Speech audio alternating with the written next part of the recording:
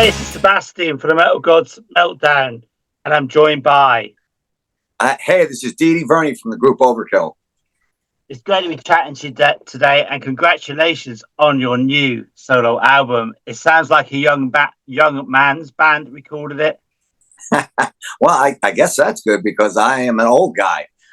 So as long as the energy is coming across, I mean, it's hard not to play that kind of music. It's, very kind of punk rock edge thing. It's hard not to play those kinds of songs and not have that kind of youthful, fun, tearing around the room kind of feeling. Yeah, it's brilliant, especially Lunkhead. I mean, I love that. Which is your favorite track today and why on the album? Geez, I don't know. I liked Lunkhead a lot. Probably, partially, the song was just a fun song to do and record and everything. But Charlie from Anthrax, he played the solo on that. And so every time I hear it now, I was like, oh my God, that's Charlie playing that. It's, that's freaking killer, So, because I had remembered that he had played a solo on the, I think the first SOG record. And so when I approached him, I said, I had the song, I was doing this record. He's like, send it over, and he's busy as hell, with Pantera. And I think Anthrax is even doing a record right now. So, but he found time to do a little something. And I wrote him back. I said, I love this solo. I said, it even has a little Queen vibe in it. And he's like, dude, that made my day, so, because he's a big Queen fan. So it was cool. I like Lunkhead. Let's go with Lunkhead for today. Yeah, brilliant, man. So what about when you get out on the road with Overkill in a few weeks' time? Are you hoping to squeeze that in live?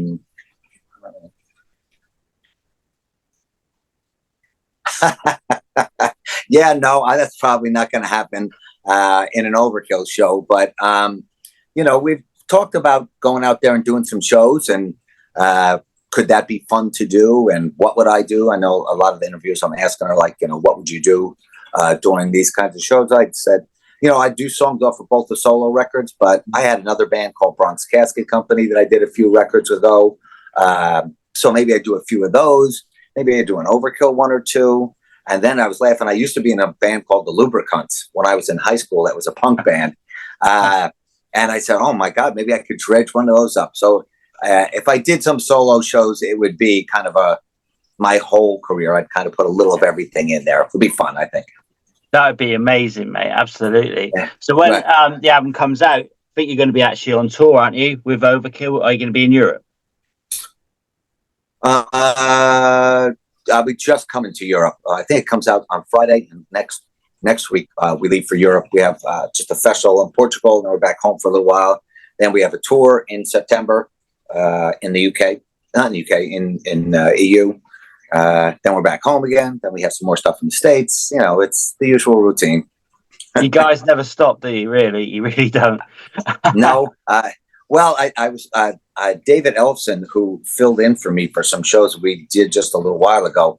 He told me, he's like, you guys really are like kind of the Motorhead of thrash. And I was like, oh, you made my day. I mean, nothing could be better than saying any comparison to Motorhead. So, yeah, we just keep banging it out. As long as it's fun, we just keep knocking along. Nope. Absolutely, man. So being in a band back in the 80s would have been wild. So I need to ask you then, have you ever met a whore with see-through shoes? Probably. I don't know if she was an actual whore, but maybe you'd want to say that. But it's funny how many people are asking me about that song. That was just that was something that was happening on tour that we were laughing about. And me and Derek and our tour manager, this woman, Dolores, we were kind of just making up words and singing that in the dressing room. And we had this little chorus, and it was just kind of a goof or whatever. But I love that title. So that got jotted down in my book. And then when it got going, I said, all right, I'm going to have to kind of put this out there. But I think everybody has known, if anybody who grew up and played in a band in the 80s knew a whore with see-through shoes. I mean, you had to run across them somewhere. Those are wild days, and that's when I first got into metal back in the 80s. And obviously, I can remember you guys back then. Can you then tell us the most outrageous thing you ever did, or are you not allowed? You know what? Overkill in general, But me especially, just was not that outrageous. I was not that big a partier. I was not that big a, usually whenever, like wherever the action was going on, I was gone. It's like, where's Dee Dee? Where's Dee Dee? It's like, as soon as it started kind of that, it got like that, I was out. I was always the guy that was more interested in just kind of getting back home, or, even now it's like the guys will go out and they'll do this and they'll do that and be like, I'm reading, I'm hanging on a bus, watching TV, or I'm usually that guy. So there wasn't a lot of craziness with me for sure. Okay. Going back to punk, do you wish you'd done more punkish releases earlier on in your career, if you'd had the time? Probably. I mean, I had so much fun doing it that I was like, man, I could have been doing this. I could have been doing this for 20 years, side by side with Overkill stuff, because it was just so great to go back and kind of visit, because I was pulling up all the stuff that I used to listen to, that I don't listen to a lot of old records. I'm mostly listening to new records almost all the time. So it was fun to go back and listen to the old Damned records and Generation X and, I listen to Misfits quite a bit, even now. But to pull up all that stuff and revisit some of those songs and go, damn, these bands were freaking great. And then it's just different than Overkill, this kind of music, because the melodies are so big. So you really get to have a lot of. I really love the Dropkick Murphys too, and how they have like this big sing along stuff. But the music is still kind of punching you in the face too. So probably, having done this one, I wish that I think back and say, man, it would have been fun to do these earlier on. I would have had more fun. Brilliant. Okay then. Where was I? Oh yeah, okay. So next one then, going back to Overkill, we're going in between, right? Yeah. Okay. What do you put Overkill's longevity down to? I mean, you formed the band, didn't you? Well, one of them. Yeah. Geez, I don't exactly know, but probably mine and Blitz's relationship is probably part of it, because we get on pretty well. So we don't have like a lot of disagreements. There's not a lot of. We have a similar work ethic. We kind of have a similar DNA with music. And we kind of, even through the years, we have separate lives. I don't really see him very much. But we're on the phone and we take care of business. And so I think probably that relationship has kept the band going together. And then it was just, for us, I used to laugh.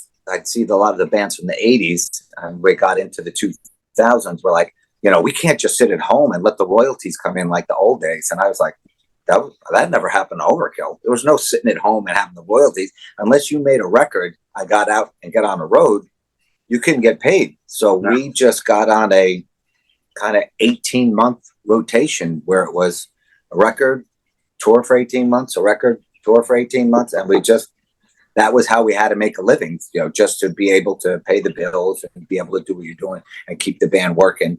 So it wasn't even that we were so prolific, and it's like, oh my God, you could we were just doing it because was the rotation we had to get in to make sure that we could keep things stable. Yeah. And some bands can't even do it, even if they want to. It's just a lot of songs. 20 records is a lot of songs to do, but it's become fun doing records. Records never used to be as fun as they are now. So that's probably part of it. Brilliant. Okay, then. Which would you say is your favorite Overkill album then? The one you're most proud of more than anything? Well, most of the time when anybody asks me what my favorite record is, I always tell them the next one. Because I don't really listen back too often. No. Especially on Overkill stuff. Sometimes at the beginning of a tour cycle, when we're trying to pick like something new, like a deep cut, I'll go back through the records and I'll be like, oh, damn, that was a good song. Or, it was so close to being great. Just kind of got off the tracks at the end, so that kind of thing. But at the time when we were making them, I remember walking out of the studio when we did Horoscope, really feeling like, fuck, this is a good fucking record. And I remember when we did From the Underground and Below, was the first record we had Colin Richardson mix. And we were we had never done anything with him before. He had done the Machine Head record, which we liked a lot. So we were bringing him in just to kind of start from scratch. And I remember the same kind of feeling, leaving the studio after Colin mixed the record, going, fuck, this guy's great. These songs, sound in my car sound so great. So those are probably the two I remember the most. And then maybe the last two records we've done where I just feel like we're probably like at the top of our game as far as songwriting. I just think we're just, it took 40 years, but we're really good at it now. So, yeah. So are you sort of glad then you started in the industry back then, like early 80s, rather than today? Because today's world is constant, isn't it? It's just new bands all the time. I can't keep up myself. So, are you just glad? Yeah, I mean, I'm so happy to have been part of the scene that we were part of. I mean, it was absolutely the best, with all the tape trading that was going on and all the new bands that you would find, and then getting a deal as young as we got with Megaforce. Mm-hmm. So we were like part of everything. It's like, we put out our record, and then, there was a new Exodus record, and then Metallica put out their second record, and then we put out our second record, and then Slayer put out their third record, and then we put out our third. And, there was just kind of the whole scene was developing at the same time. And even just before kind of the thrash scene started, with Maiden and Priest and finding all those new wave of British heavy metal bands, we'd be at the record shops every week, just, Tigers of Pantang, Witchfinder General, like all these amazing things. And then just not having all the access on the internet. Like the first time I saw, Iron Maiden is when I saw him live. I didn't see him on a TV. It was the first time I saw Saxon was, when they came to town. I didn't know their set list. I didn't know anything except for the pictures on the records and the songs. And I love that. Even now when I go to concerts, I don't look it up beforehand. I want to see it like when I show up. Exactly. Yeah. I have this argument, actually, not really so much talking about music, but with my girlfriend. She loves going abroad. She's like, you're on YouTube looking at all these places. I'm like, but that ruins it. Do you know what I mean? I want to be able to do it and enjoy it, not see it on YouTube before I get there. So it's the same with music, isn't it? It's like, why would you watch a show of, like, say, Iron Maiden, where they've just played, I don't know, say Manchester, and you're going to see them in Newcastle the next couple of nights? Why ruin it? It's just like... Yeah. I'm the same way. I don't want to know what they opened with. I don't want to know what the staging looks like. I don't want to know what their merch looks like. I just want to experience it, like when I was a kid. That's how even when I buy music now, I'm not like a Spotify guy or whatever. No. If I hear something on the radio, it's like, oh, here's the new track from Judas Priest. I'll be like, oh wow, and I'll buy the record, and I'll play it in the studio. And I've gotten into some Spotify stuff now for like the first time because my kids put it on my phone. Yeah, and I'm like, all right, it's pretty convenient, I gotta say. But I still get the discs, Yeah, same. And I still find out about music the same way. Somebody tells me, or I saw a video, or I saw something on Blabbermouth, and I was like, wow, that's a great song, Yeah. So exactly. And then that's still the same way for me. That's the way I live, mate. I don't touch Spotify. And as soon as people mention Spotify, I'm like, you know what I mean? It's just not interested. All right. Yeah. So the next thing, then, sort of going on along that sort of line, then, what would you say is your idea of heavy metal heaven? I don't know. I mean, who the heck knows, right? Actually, festivals are a little bit like that. They have a little bit of that vibe. When you go to a festival and it's a bright sunny day and there's like 15 bands on the bills on the different stages that you want to see, and you can go from stage to stage, and you're with your buddies and you're having some beers, and you go back to the catering tents, have a little bit of food, and that's I've done that now as an artist, as a band guy. But if I would have been 20 years old, when I was 20 years old, if those festivals were going on like they are now, I would have been saving all year. I would have been buying 6-day passes to Wacken and having a tent, and I would have been doing all of that.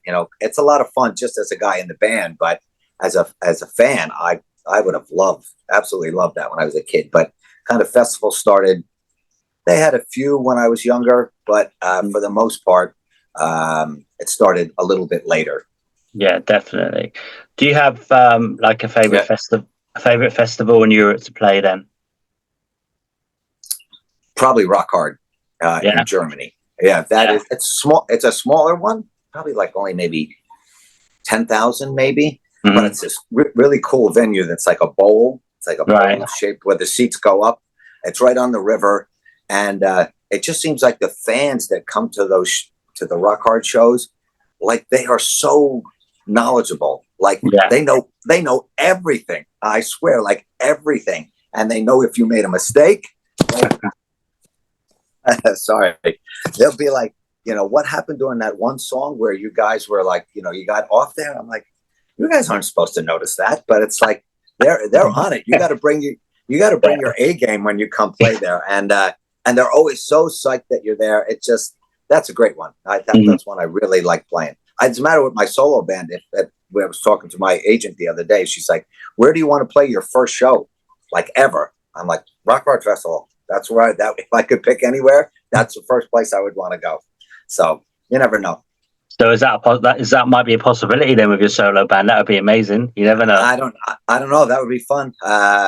We'll see. I know, with the record coming out now, I'm busy with Overkill a lot the rest of this year, so maybe I can squeeze in something. But certainly next festival season, I'll be available. And the fact that it's our second record and I've never been there, maybe festivals will pick up on that. Probably Overkill will be doing some festivals too. Maybe we double dip somewhere. I mean, who knows? We'll see. That'd be amazing.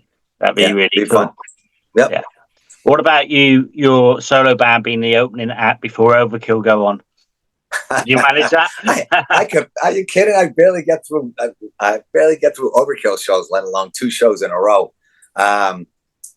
Even the singing, it would be more than the playing at this point. Just I have a whole new respect for singers after singing now on this record. The last few records I've sang on, and it's I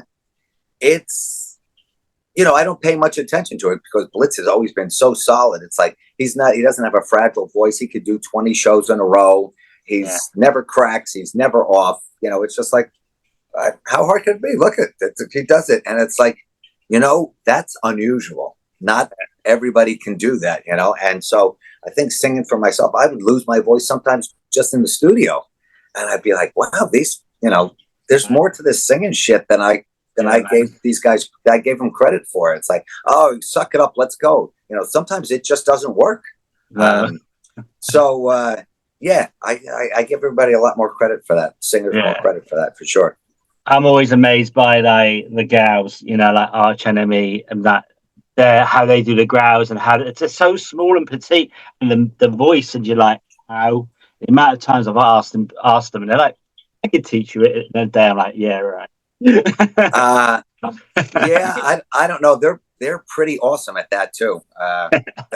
Alyssa and Arch Enemy, and even the girl who sang in Arch Enemy before Alyssa, we were on tour with them, and I can remember my kids being backstage, and she would go into the bathroom just to warm up a little bit into the girls' room, and so my girls would have to go in there, and they'd be like just standing by the door going, what the fuck is going on in there? Because she'd just be in there going, just kind of getting her voice, get ready to go. I was like, and she'd come out and she'd just be this little thing, this skinny little thing, cute little girl. It's like, my God, amazing. It is totally amazing, man. Absolutely. Yeah. Okay, then. So I'm not going to mention the elections at all, but I'm going to mention this about America. Mount Rushmore. You have 4 musicians to be on Mount Rushmore. Who would you choose? I guess the first one that comes to mind is Lemmy, obviously. I think he's probably in the prime spot. He's 3 other guys. Maybe Ozzy. Probably he should be there too.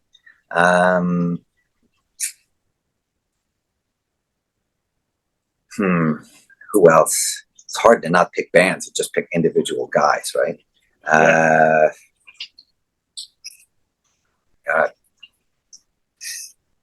Well, for me, probably Steve Harris. Got to go up there. I got to put a bass player up there, right? At least one bass player, and I don't know, maybe pick a drummer too. Who drummer could put up there? Maybe Clive Burr. He's like one of my all-time favorites too. So we'll go with those guys. That sounds brilliant. If there was a thrash metal song about yourself, what would it be called? Like a made-up thrash metal song? Oh, I don't know. Probably Where's Dee Dee? That's or I considered calling this record Ghost, because that's what people say to me. The band or even support bands will be like, "You're like a ghost, man." It's like we don't see you all day, and then there he's on stage, and it's like he's doing his thing, and then we see him for a little bit, and then he's kind of gone again, and then we see him again at catering. It's like I'm just not around a lot. You know what I mean? So I'm kind of usually doing my own thing, either in town or on the bus or, whatever it is. So maybe that kind of fits with me. Brilliant. How would you describe the new album then in 4 words? 4 words. Lots of fucking energy. Yeah, that was kind of the battle cry for doing the whole record, was like, no matter what the song was or what kind of song it was, there's one that's kind of called Tears on My Heart, that's like a 50s edge kind of song, but that's like still has to have energy. And we did a cover of the old BTO song Taking Care of Business. It's like, nope, that still has to have energy. It's like no matter what it was, I just wanted it to feel like, I got a question somebody asked me, or somebody said to me that it feels like a summer record. And I'm like, yeah, it kind of does. Like you have the windows rolled down on the car, stereo's cranking, you're going down the shore, getting ready for the weekend. I'm like, yeah, I could see that. That's what I was doing when I was 17 years old, listening to punk rock, blasting it out of my car windows, going down the shore. So I said, I could see how that would come across in there, because that would be what I was looking for, that kind of a feeling.